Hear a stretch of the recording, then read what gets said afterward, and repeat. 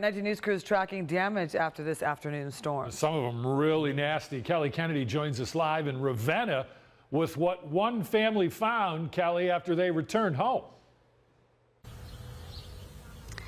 Brian and Tiffany, this is definitely not something that you see every day. These storms were very powerful, especially here in Ravenna. We are on Cleveland Road. I want to show you right behind me.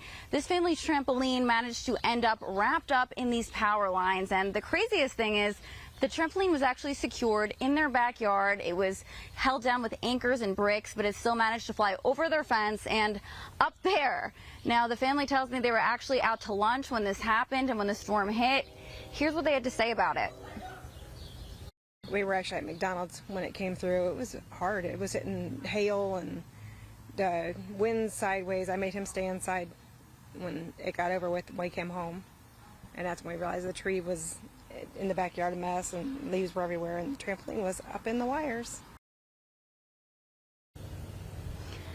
Now, as you can see behind me, crews did come out and tape the area off, but they have not taken the trampoline down yet, which obviously has some people pretty concerned. They're hoping it doesn't fall, but I've been talking with the fire chief, and they've been very busy here in Ravenna. He tells me they've responded to nearly 20 calls in about an hour and a half. A lot of trees down, power lines down, some damage to homes. Thankfully, right now, they told me no one was hurt.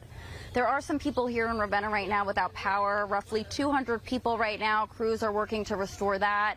We're going to keep exploring the area to see if we can find any other damage. We'll keep you updated tonight on 19 News. For now, reporting live in Ravenna, I'm Kelly Kennedy, 19 News.